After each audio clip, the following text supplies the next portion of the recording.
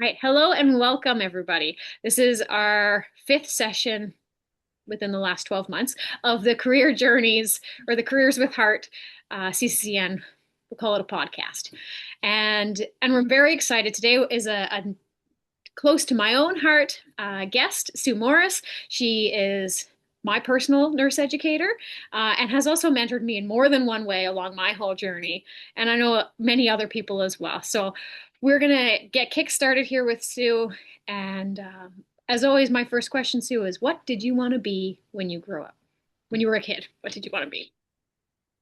Well, it's kind of boring. I always wanted to be a nurse, but my dad was, so you have to understand that I'm 60 years old, so my dad has since passed, but he's old. And so one day, as a young girl, kind of finding my way, wanting to be a feminist, but didn't really feel the love from my parents that that was an acceptable path to choose. My dad said to me, "Well, you couldn't be a diesel mechanic. You're a woman." And so, for many years of my rebellious teens, even though I wanted to be a nurse, that feminist inside of me said, "No, you're going to be a diesel mechanic because your dad said you couldn't." My There. dad was, he was a pretty awesome guy, but he was Archie Bunker for those of you who know that TV show from the 60s. Yeah. Do when my sisters and I were little, my mom would say about my oldest sister before they had four kids about oh, wouldn't it be wonderful if she was a nurse when she grew up? We don't have nurses in our family. And my dad would say, well, why a nurse? She could be a doctor, and that would be a thing. And then by the time I came around and I am a nurse, there was no like, well, you could be a doctor. But then it sounds bad on my dad, but my dad actually is like one of my biggest cheerleaders in life. And my oldest sister, she is a chiropractor, so she is a doctor. So it worked out well for for everybody. But it is funny how uh, if you have a father who is a caring father, the weight of the words that they have, whether it's in rebellion or in support of your career path, it is. We could do a whole other podcast on the impact of father words. Oh, how true. That would Now, you bring up something that's near and dear to my heart. You said that your dad thought you could be a doctor, and a couple of times in my career, people have said to me, "Oh my God, Sue, you're so smart, you could be a doctor." I hate that.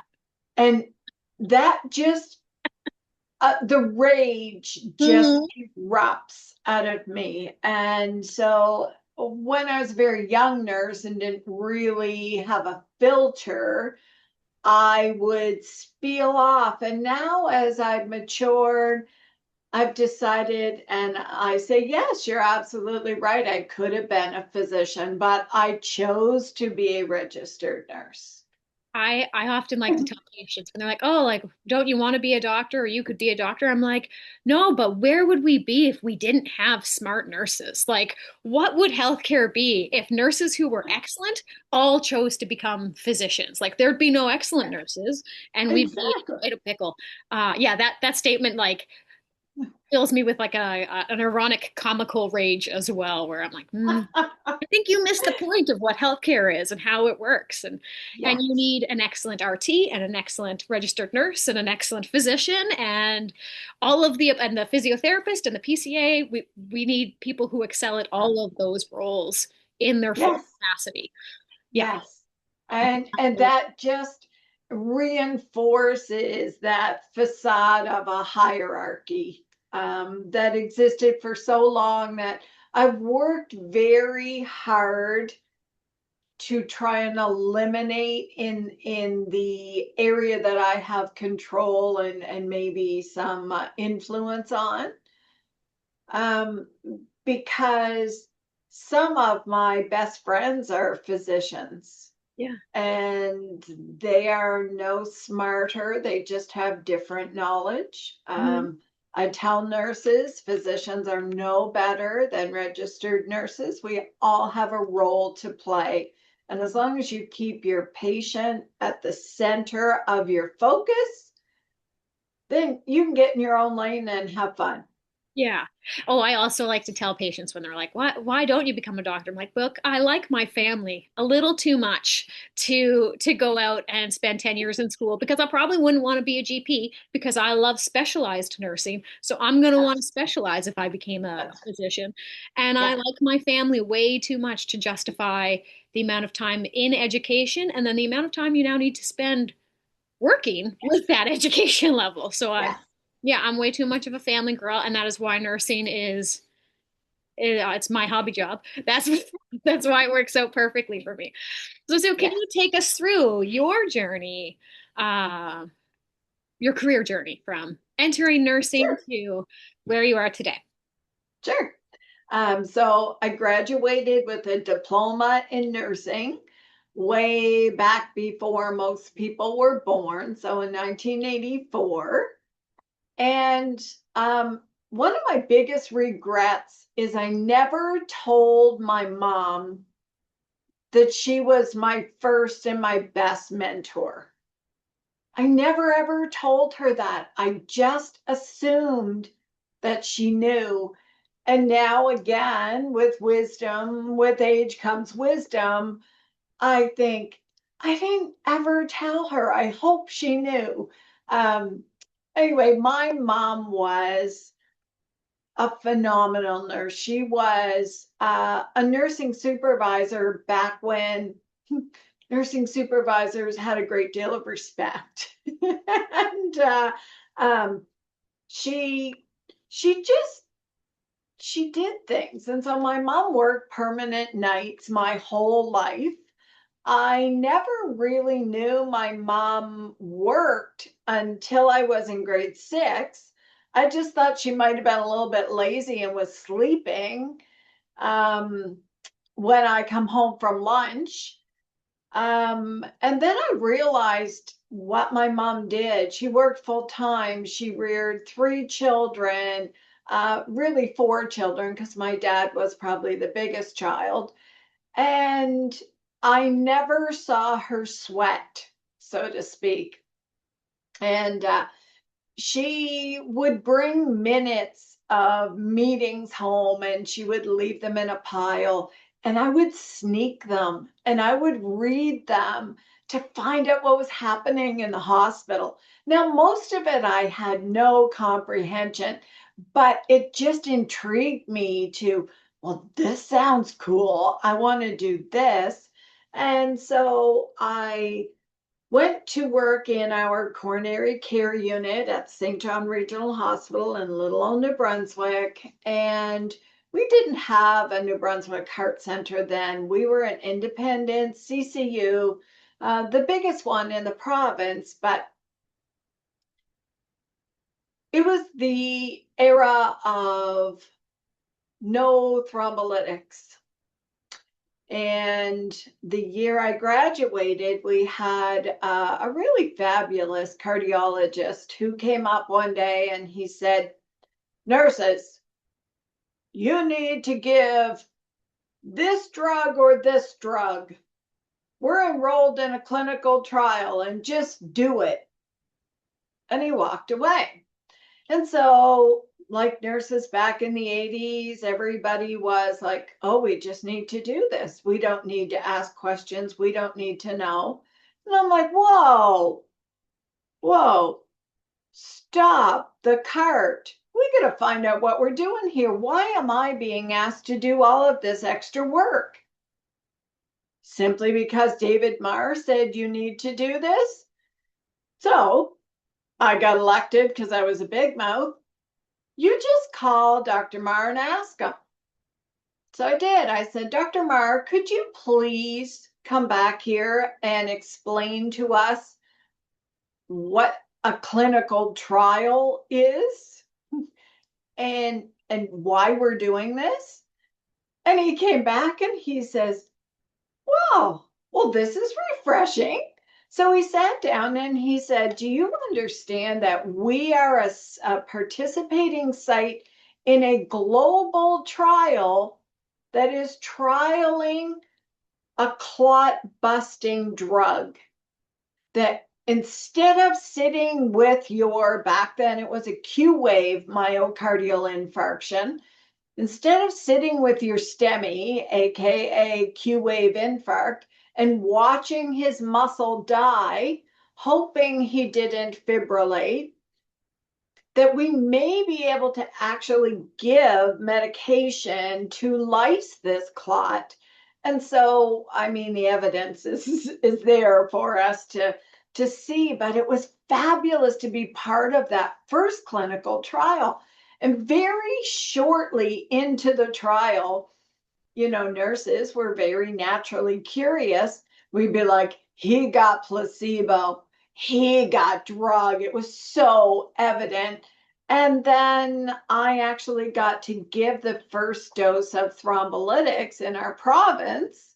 It was a Saturday morning, and it was actually a nurse's husband who came in. He was a young man, and he was having a STEMI, and we gave him streptokinase, the very first thrombolytic drug, and he A, didn't die.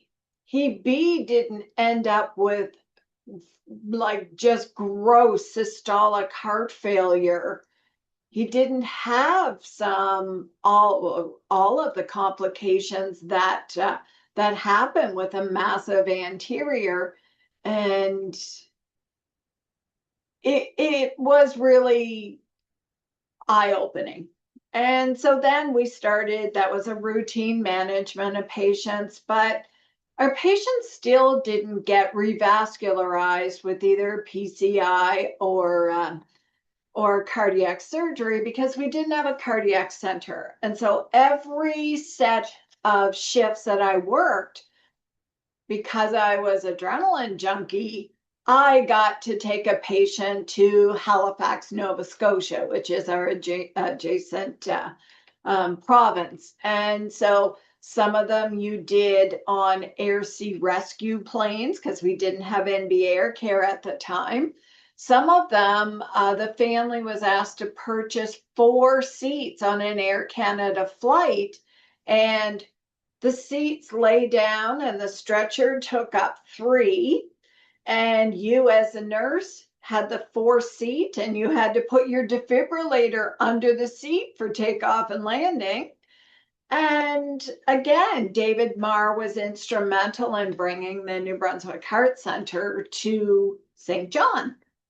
And so when the Heart Center was announced, I knew that I loved cardiac surgery. I loved the heart and I loved surgery. And so what a perfect match.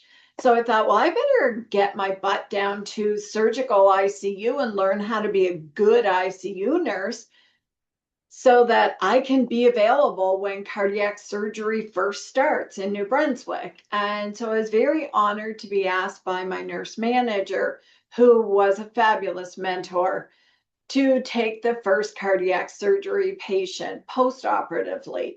And I'll never forget his name, and I am allowed to say his name because we have pictures together everywhere in the media in 1990 or 91. His name was Charlie Williams, and it was one of the highlights of my career to see this vulnerable, very cardiac cripple, so to speak, gentleman come in preoperatively, go to surgery, see him recover, and he lives in my community. To see him out walking with his fancy red pillow afterwards, and to see how his family, oh my gosh, did you know a nurse from Graham Bay looked after Dad, looked after Grampy right from our own neighborhood? Like, it was really funny. So then I loved cardiac surgery, stayed in cardiac corner, so to speak, for many years. And then I became the charge nurse of the ICU. It was a leadership role that I loved. I very much enjoyed. My kids and my husband would say I'm maybe a natural charge nurse because I'm a bit bossy. I'm also somebody who advocates for the underdog. I I have an extreme philosophy that people need to be treated fairly and justly. And so I did that job for about 10 years, planning to be the manager. And I was groomed for that job. I was mentored for that job. And circumstances beyond my control intervened. Divine intervention in hindsight, but I didn't know what I was going to do because I couldn't work for the manager who had come to the ICU. She and I did not share the same management styles, the same philosophies, the same pretty much anything. And so she said to me, "Well, why don't you apply for my job, the one that I used to do?" And so I only ever remember her walking around with high heel shoes and socializing. And so I said to her, "Well, what is your job? What do you do?" And she said, "Well, I am the nurse educator for the New Brunswick Heart Center." And I'm like, "Oh, that sounds boring. Oh, really?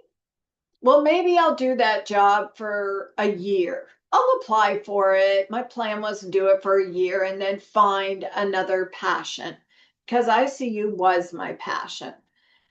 And 23 years later, I am still in that job, have never looked back, and have loved my teaching role in the Heart Center. It gives you job satisfaction. It still allows you some patient interaction, but allows you to mentor people and see them grow, like little girls like Laura, who came to our CCU and she was a very vocal nurse. And Laura was born, her probably her first word, I suspect her mother would say, was why? Because she always, like, you couldn't say just go do that because I said so. And I love people who question that.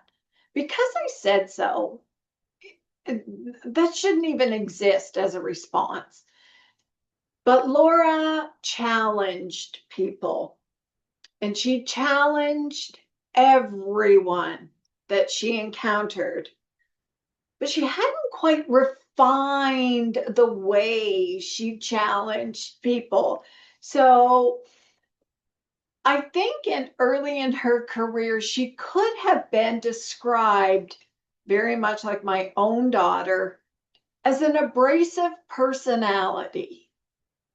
Um, I know that my daughter, who shares much of of life with Laura, they're two peas in a pod. They challenged the why, they challenged the how, and not because they were just being annoying. They genuinely wanted to know, and that to me just ignites a spark that makes me so happy. I'm glad that brought you some joy. I know that there are some other people it did not bring joy to. And it's so funny to hear your perspective of this, that I was born like with these questions. And like candidly, I did come out talking, also smiling, but talking. um, and and I a part of that history that gets forgotten because it's an invisible part of the history is I was actually at the Heart Center for about a year before I started asking questions. And then I surrounded myself with these people who were all way smarter than me and who were more confident than I am and arguably more refined in how they asked their questions. And they gave me confidence to ask questions. So Vanessa, for one, is one of those people, and Holly Knight, who came on the season earlier in the fall, and yourself. And these people were like, "Well, if you don't know why we're doing it, just ask. And if you don't like the way you had to do that, well, then ask. Go find out why." And so I spent this. about a year invisible, watching and learning and not knowing how to ask why, or that I could ask why, or what questions are dumb to ask why for or not. And then I got surrounded by the right people who encouraged me to start asking. Um, and then I never stopped. Uh, and I think there was about a year that Vanessa and I had this mantra that like we were making beef out of all the sacred cows in CCU. If there was a sacred cow, we needed to know why it was And sacred, there were how it got so there. many. And there were, and we made beef stew because like, when we were the best example is our vented cooled patients at the time. We weren't giving them analgesics, and like Vanessa and I couldn't figure this out. We're like, oh, it's very nurse to nurse basis. There's no grounds as to what we're doing, why we're doing it. We asked a bunch of questions. I think people got tired of our questions, and we're like, why don't you do a project? Why don't you do a little research project? Present at a CCN conference and come back with an answer.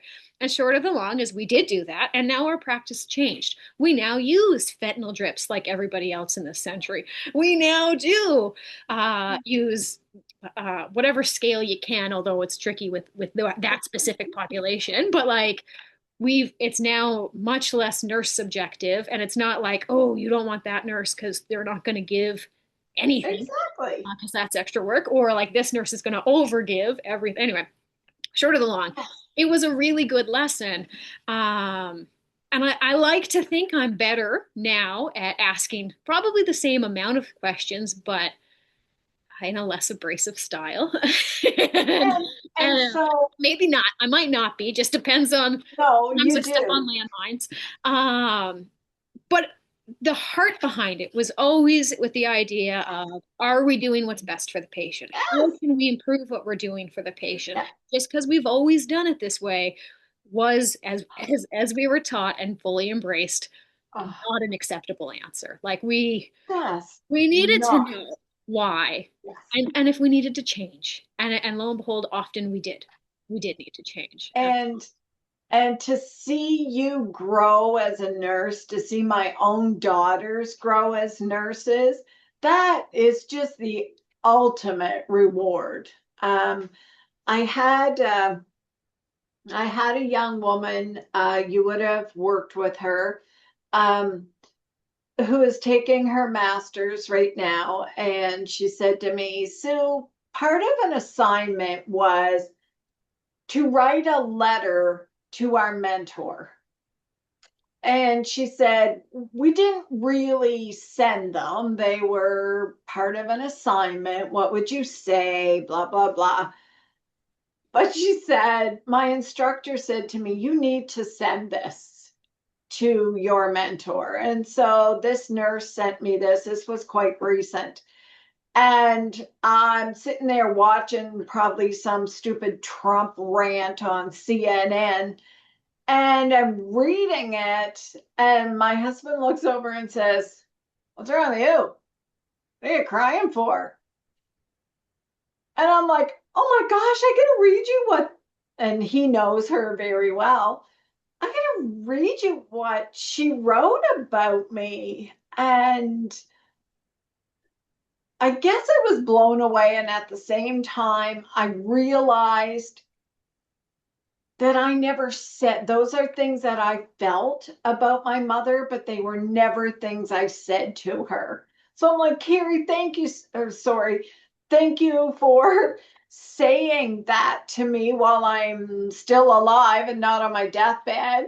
Because that means so much. That gives, I've always thought that job satisfaction was important, and if I wasn't happy in my job, then I needed to move on. We've all seen people who are not happy in their job. They're bitter. I just can't even deal with them. I have no time for them. You create your own happiness. And if you're not happy somewhere, you move. And I just think it's important that we look for job satisfaction. And I worried when I left the bedside and I didn't have a lot of patient contact. Where am I going to find this job satisfaction at now? But some of the projects that I've been able to do, so CCCN was a big, big, I don't even know what the word is for me. Um, when I first started my educator role, another nurse came to me and said, "Hey, would you like to be a provincial director for CCCN?" I'm like, "Oh my goodness, I don't know that I could do that. That's a big job." And so I took that on. I'm like, "Well, this is kind of cool. This is fun. I get to meet nurses from all over Canada." And then a few years later, somebody approached me, actually, one of our past presidents, and Jocelyn said, "I'd really like you to come and fill my shoes when I'm done with the presidency of CCCN." And I'm like, whoa. First of all, being an overweight cardiac nurse is a challenge. And my first thought was, am I going to be taken serious? And can I do this? This is a big weight. And someone said to me, "Oh man, you've got big shoes to fill with Jocelyn." And I turned around and I said, "Jocelyn and I are both the same size shoes, but I have no intention of filling her shoes. We have different styles, so I'm just going to put on my flats and not wear her stilettos." It's a different style. And we had a very different style of leadership. Um, and I loved it. And I did it for maybe a little bit too long, before I could find somebody who I felt was worthy of taking that role. And a very good friend of mine, Brenda, took that role. Brenda would have done a million times better if the pandemic had not derailed her presidency. Um, it broke my heart because the passion, the energy that that woman has was contagious. And so when we started and I handed over and I was past president, and she had such fabulous ideas, and I had such hope that CCCN was just going to take off and flourish. And the pandemic sort of, well, I mean, the pandemic kind of did everybody in. And I'll be honest, I'm a little sad, that CCCN has struggled, like almost every other organization I'm involved in, um, has struggled post pandemic. We have a lot of senior nurses who felt it was their obligation to be part of an organization that represented cardiac nurses. And now, and rightly so, nurses and allied health are asking, what can CCCN do for me? And it's a very different spin. And I know that Laura, you sitting on the board, have had some fabulous ideas. And going forward, we'll still have some fabulous ideas. I guess I'm going to pose a question to you. Yeah. Where do you see CCCN in 10 years' time? Okay, you're very much putting me on the spot with this one. Um, My favorite. yeah, I would love to see CCCN get a little louder as the voice of cardiovascular nurses in Canada. I think it's the pandemic kind of gave us a bit of a laryngitis, and It did. And after Brenda, came with a lot of energy and kind of helped revamp a lot and push forward, and conferences are going again, and that's good. And then there's some new people on the board, like Ashley, Yes. who's taken over the role I have, and Kate Dagg is in education role, and like some young blood with some big ideas and more energy.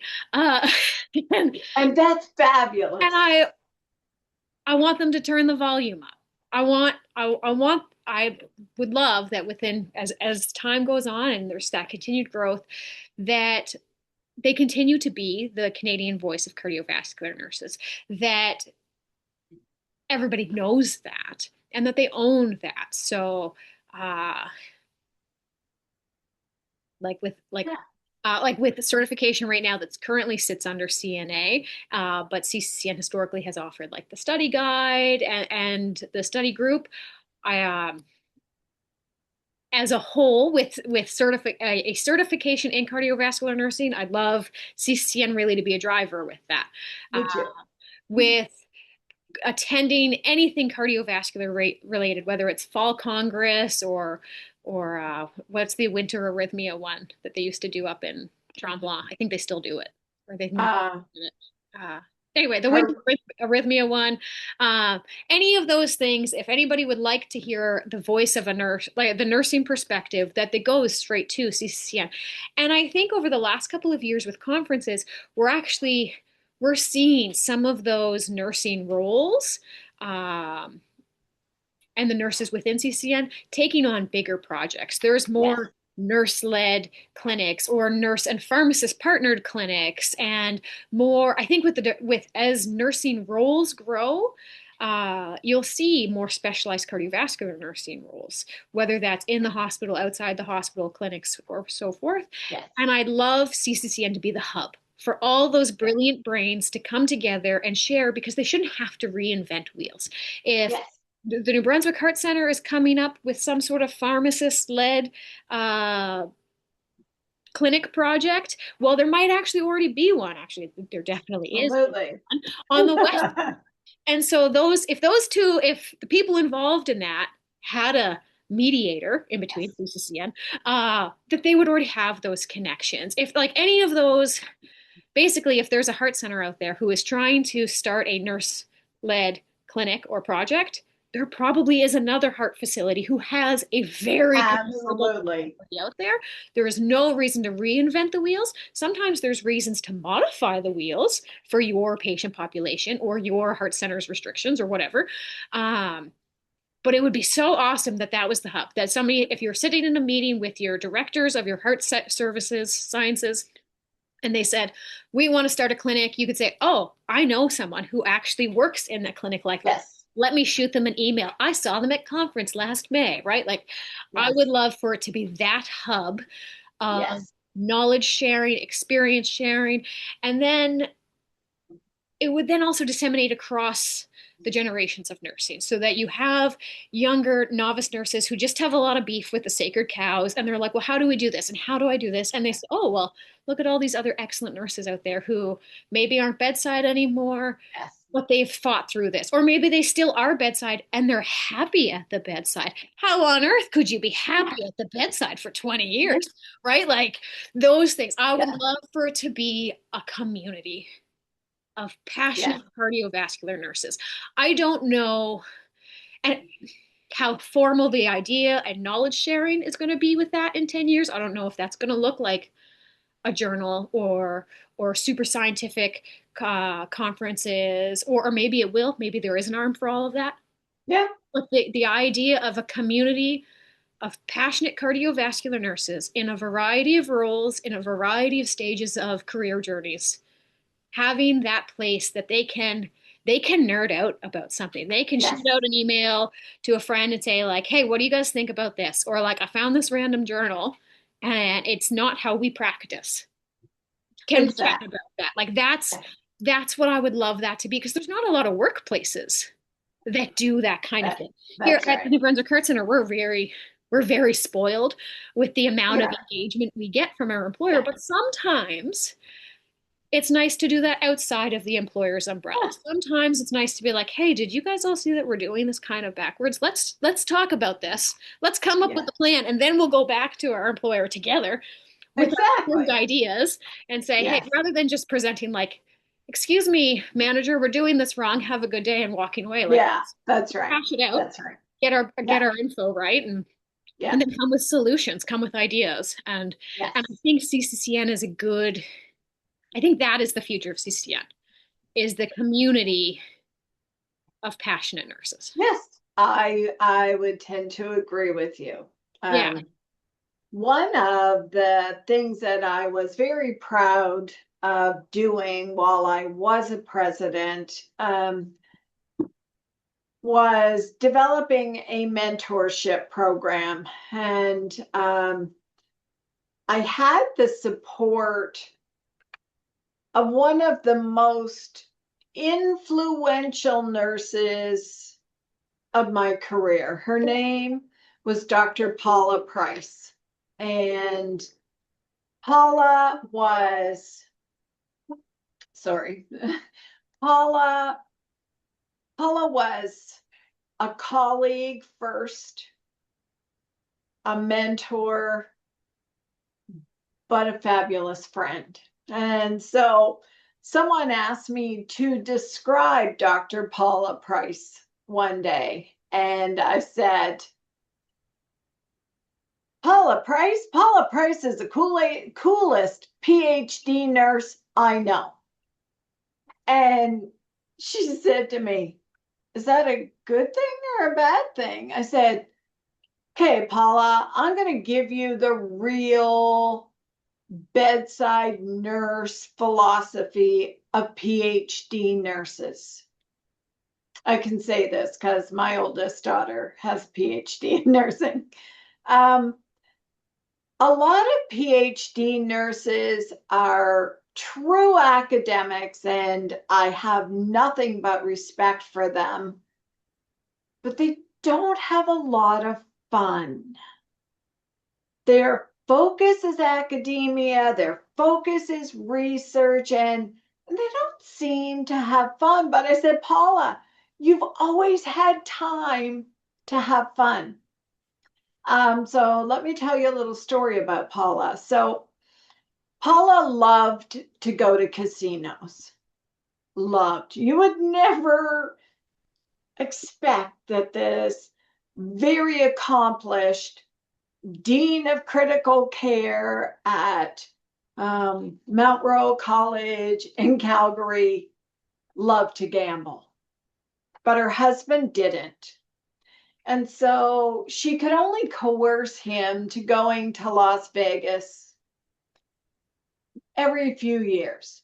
So I said to her, oh my gosh, I love Las Vegas. Wouldn't it be fun if I flew from New Brunswick and you flew from Calgary and we met each other and we spent a couple of days? So she looked at me and said, are you serious? Let's book it now. And so I knew Paula, but not really, really well before that vacation.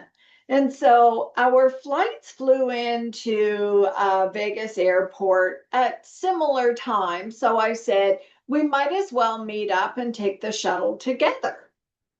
And so I see this woman walking towards me, and she says, Sue, but she has a portable oxygen container with her. And I'm like, oh, I missed something here.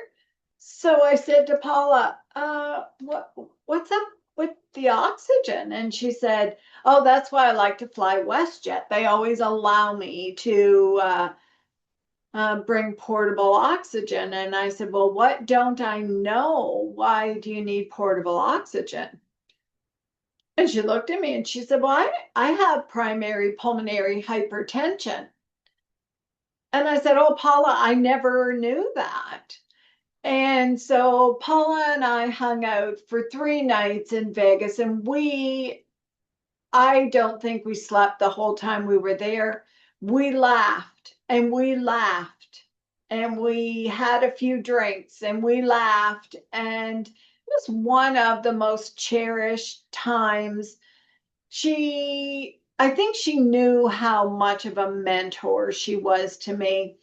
But when she was a few years later, when she had decided to participate in medical assistance in dying, she was not a candidate for a bilateral lung transplant.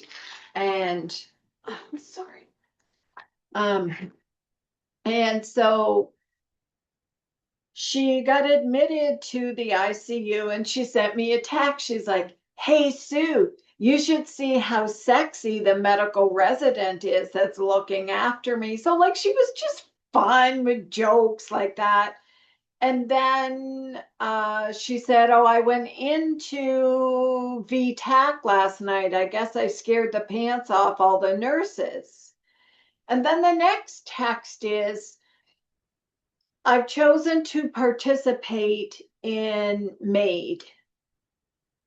And I was, wow, okay. So in true Paula form, she said to me, "I am going to get Paul, her husband, I'm going to get Paul to mail you a memory stick.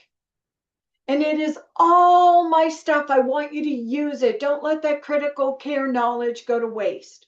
Please use my PowerPoints, please, whatever." And she also sent me an ECG of right ventricular hypertrophy, which is the most pristine RVH I've ever seen in my life. And it was her ECG. I have not been able to incorporate it into my presentation yet because I usually cry when I look at it. But CCCN allows you to meet people across the country and develop lifelong relationships.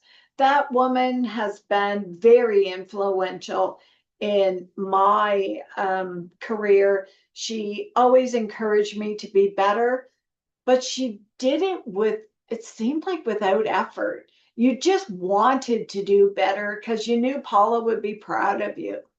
Um, if you go on my YouTube channel, you will see a presentation on infective endocarditis. And it is one that I give tribute to Paula for, because she developed it and she spread this word. And so I use it in my provincial critical care course. And I always ask students, "Tell me 3 things you learned from that presentation." And they'll often say the Duke criteria, but they'll almost always say, "I didn't know lemons were the biggest source of candida." And so, great. So now the next time you're making a Caesar or putting a lemon in whatever adult beverage you may be taking in, always wash your limes. They are a big source of candida. so, um, so CCCN has really been like the launching pad for my career. The second thing that it allowed me to do was participate, and I've been doing this for 20 years now. I'm the liaison between the American Heart Association and the Heart and Stroke Foundation on taking the guidelines that are published every 5 years on resuscitation and Canadianizing them. So I sit with American Heart while the guidelines are developed, and then bring them back to Heart and Stroke, and we talk about how do we Canadianize them. So in the US, they always have a little mnemonic that says MONA meets all patients with chest pain at the door of the ER. MONA stands for morphine, oxygen, nitrates, and aspirin. But in Canada, we don't have a MONA. We have a FONA, fentanyl, oxygen, nitrates, and aspirin. So that has been probably one of the highlights of my career, and just recently received the King Charles Coronation Medal from Heart and Stroke for my volunteerism. And I've sat on the board of Heart and Stroke New Brunswick for many years, and I don't do that anymore. But Heart and Stroke has been a big part of my life. And the reason why is I got the initial introduction through CCCN. So that's kind of my career. The only thing I didn't tell you about is I have two of the most awesome daughters in the world. Um, I cannot say enough good things about them. They are phenomenal. Neither one of them chose to be a nurse initially, even though I felt they would both be, and I encouraged them to be. They both took very convoluted ways to become nurses. I actually think they're better nurses because of that path they took. But I'll never forget my oldest daughter who finished her master's degree in gender theory and politics. And my husband said to her, "So, Trish, what are you going to do now?" And she said, "Well, Dad, remember when I got my BA and I told you I could flip a burger? Well, now I got my master's. I can flip two burgers at once." My husband was like, "Really?" Anyway, she took a year off to find herself. And she calls me one day when she's volunteering at hospice and says, "Mom, do you have any idea the difference a registered nurse can make in the life of somebody? Like, you get out of town, no way." And then my youngest daughter had an illness and had to have surgery. And after surgery, she had respiratory arrest. And I gave her mouth to mouth. I directed the nurse how to give Narcan. And on the way home after discharge, she said to me, "Mom, I had no idea that nurses save lives. I want to do that." Like, no, really? Okay. So, yeah, I'm very proud of both of those kids. They are phenomenal nurses, they're phenomenal humans, and have given me the greatest pleasures of six grandbabies. So, each of my daughters has three children. And I can honestly say that there are six people in the world that can turn my husband to mush. It's cool. And that's my life story. And sorry, it's long winded and a tad bit boring, but thank you, Laura. So I love that when I asked you to do it, you're like, oh, I don't have an exciting career path. But then as you talk about it, the passion that you have for cardiovascular nursing, for nursing as a whole, makes it exciting.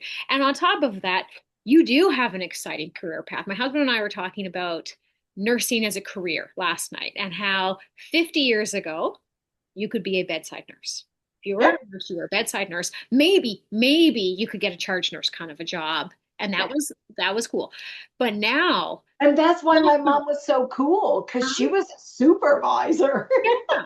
So now you can do pretty much anything under the sun. Just in the umbrella of cardiovascular nursing, we're seeing like bedside nurses, but you could be a surgical bedside nurse. You could be a EP bedside nurse, a ward bedside nurse. Like there's 10 options there. Then Yeah, you can be ICU nurse. You can be procedural nurses. You can be NPs. You can be an NP in the hospital, out of the hospital. You can be master's educated or doctoral. Like there's yeah, so many options, and it happened in such a short time frame.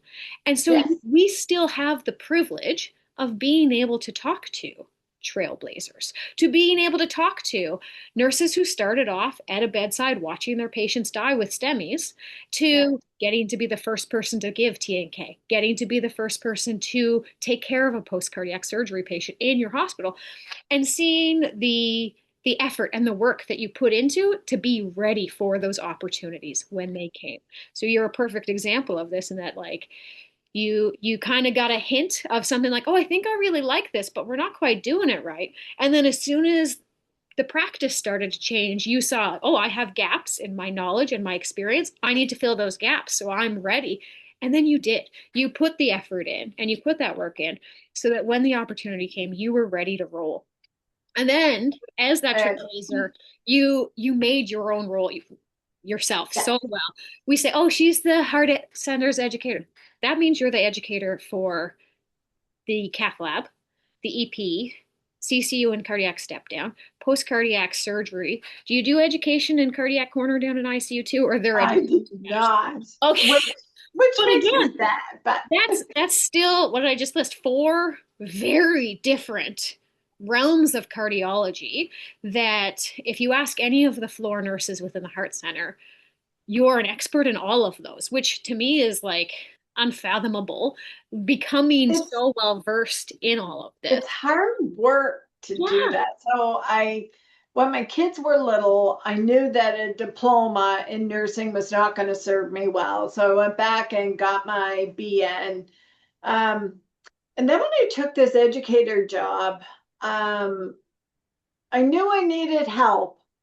And so I finished about 3/4 of my master's of nursing and hated every living day of it. And someone said, "Well, why? You're an educator. Why wouldn't you do adult education?" And I'm like, "Okay." So when I went to adult education, I loved it. The very first paper I passed in to my supervisor, I got it back and she said, "It's not great." And it was a B minus, and I'm a real overachiever. And I'm like, "What do you mean it's not great?" And she said, "There's nothing about you in this at all. It's all references." I said, "Well, in nursing, you're not allowed to give your own thoughts and philosophies. Like that's taboo. No, everything has to be referenced." So she said, "Well, if you want to rewrite it and tell me who you are in that paper." And I did, and I love writing in that fashion. Um, and I submitted it, and she said, "Oh, it's lovely to meet you. Thank you." I said, "Well, I only got an A minus." And she's like, "Well, yeah, you're never going to be perfect in my class." And I'm like, "Okay." But man, she taught me so much. And I loved going to school to get my MED. I loved it. I'm like, "Oh, I'm almost done." It was kind of sad. And then I kind of thought about maybe I'll do my doctorate in education. And then I thought, no, because then everyone expects you to go into true academia, and that's not who I am. So, Well, I can say for myself, and I'm sure many others, I'm glad you didn't. I'm glad you stuck oh, around. thank you. Glad that you share all of this passion and all of this knowledge and a lot of yourself with all of us, both like in our orientation education or I sometimes I feel like our annual skills review is more of like a it's like a psychology session. We just need a place, a safe place to air everything out, and you offer that. Yeah, um, it is. and the mentoring that you provide, the the encouragement to ask questions, the encouragement to step outside of our comfort zones and all of that. And I know for you, a lot of that, as you mentioned too, kind of came in through CCCN a little bit with your Mhm. involvement there, with meeting people there, and then the opportunities that participating in CCN then bred off for you, all boiled up into it might not be fireworks setting off exciting career journey, but it is a satisfying, beautiful career journey that has far reached your little office on the third floor. It has extended well beyond even like the corners of New Brunswick, even beyond our coast to coast. You dabble outside of our country too, and I for one am very appreciative of that. And I think it is so important still to share the boring journeys Mhm. because they're not boring journeys because we all need to find some satisfaction in what we do and we need to find the people who encourage us and share in that joy and passion as we go. I do want to give, we're like right on like that 1 hour minute, and I try very hard to be respectful of that. But if anybody wants to jump in or say any questions, comments, or concerns, feel free. These sessions are recorded, and we do throw them up on the YouTube channel at a later date if you're just jumping in now and you want to watch it later. Sarah, I kept you awake the whole hour, didn't I? Yeah, so I was riveted and stuff. That was awesome. Thanks. And I'm glad you mentioned your the governor, was it Governor General Award? Yeah. And so you were nominated by the Heart and Stroke for that, right? Yeah. Yeah, and you should have emphasized all your other awards. And like what's so lovely about you and your career, you know, is like you're so modest, but you've accomplished so much, but you just, I don't know, I just wish you would brag about it more and stuff. Like, yeah. Everybody. I am a nurse who loves what she does. And I think if you love what you do, your passion naturally comes out. If you think I have a job, then that's what you have. I don't have a job, I have a career. Yeah. And do I love it every day? No, there are times when I have to go to BS meetings that because I have a very hard time, especially getting older, keeping my filter on.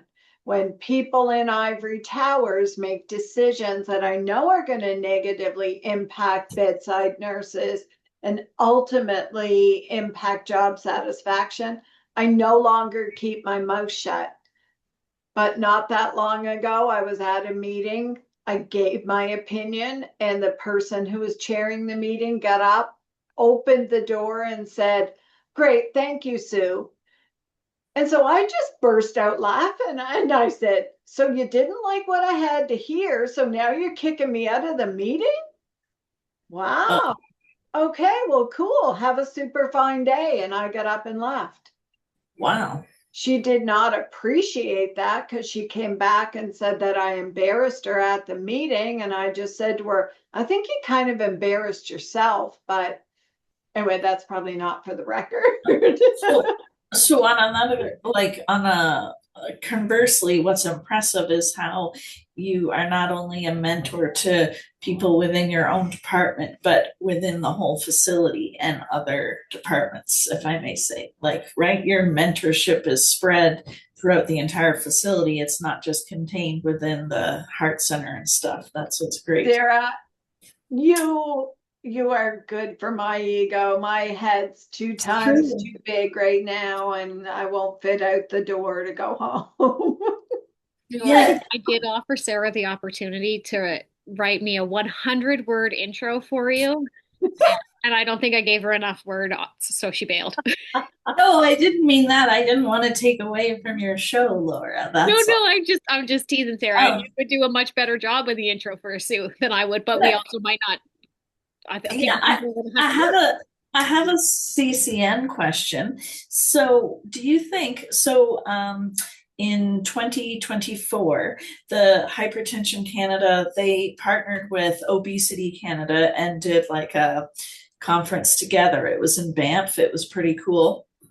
And I mean, it was good, although I feel like Obesity Canada, I don't know, I don't know, I'm probably biased towards Hypertension Canada, as you know, but I just feel like I feel like the Obesity Canada, I don't know, I just sensed I don't know why they're not doing it again, so let's put it that way, but I can kind of see why. But do you think that there would be an opportunity to have like a joint CCCN Hypertension Canada conference? Because Hypertension Canada is relatively small, but and they used to join with CCS, but to make a long story short, that was too big, and they kind of I don't know, this is a recorder, be careful, but they kind of got pushed out, I think. Like just there's not a lot of money, of course, but so CCCN got pushed out. I was part of that era when the Canadian Cardiovascular Society just made decisions that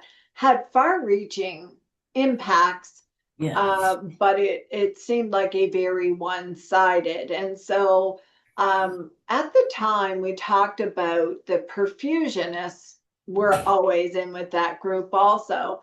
And the head of Perfusion Canada worked at the New Brunswick Heart Center at the time. And so Bill and I talked about having a joint CCCN perfusion, but we needed more. Oh, And we needed a bigger attractor. And so you're right, Sarah, having, I think, when you look at all of the pillars of wellness that nurses and allied health work in, Obesity Canada works well. Hypertension Canada works well. CCCN. And I know there's many others like diabetes. Instead of everybody kind of existing in their own pillar, looking at least having a joint conference where you could have, I mean, imagine the vendor hall that you could have, which attracts industry, which attracts big speakers. yeah. Yeah. So what do you think about that? Do you think that could happen? So Hypertension Canada's gone from every other year it's in person. So it's not in person every year, but since the pandemic, just with finances and stuff. Yes. So this year it's in person. It's going to be in Toronto. So next year it'll be virtual. But the year after that, do you think maybe it could do like a joint CCCN, maybe Hypertension Canada conference or something? I could. Well, we have the lovely Catherine Boire on Okay. Yeah, sorry, I was going to jump in there too. Neither Sue nor I are on the board anymore, so neither of us have any decision-making power or insider knowledge on. And I have no decision making power in Hypertension Canada, but I like I just know move CCCN things. has. I go to the AGM every year. Yeah, CCCN has done a webinar series with other partnerships, kind of like Hypertension Canada, and with other organizations. So I would imagine if they had connections that there would be appetite to do collaborations. How those would look, if it would be a full conference as opposed to webinars or anything, uh, they would have to sort that out because I know CCCN is quite protective of its spring conference as a nursing conference, generally speaking. But that is a historical preference that perhaps is or has changed since either Stu or I were on the board. Okay, I understand you. I do think in order for us to survive number wise, that we are going to need to partner with another allied nursing. Like, I couldn't you see a tag along of Hypertension Canada, because nurses are so influential in Hypertension Canada. But there's Catherine. That's our recommendation to take back to the board. Yeah, and if it helps to know, the other thing that Hypertension Canada emphasizes, in addition to nurses, are the pharmacist role. Yes. The past president is actually a PharmD, Dr. Ross Suyuki. So that he's done some papers about the role of pharmacists in blood pressure control and stuff like that. So there's your allied health connection, maybe. Yeah, it really is. Yeah. Cool. Wow, so lovely, Sue. Thank you for your time. Thank you for hanging out and listening to me. Catherine, it was so lovely to see you. The same. It's great. I miss you. Yeah, I'm gonna wrap up our closure and I'll stop recording and then you guys can continue catching up. But yeah, so I also just want to say thank you again for agreeing to come on. You're most welcome. And this hour of your time and for sharing your joy and your passion in your very boring nursing career journey. Exactly. Awesome. Thank you. Okay. Vanessa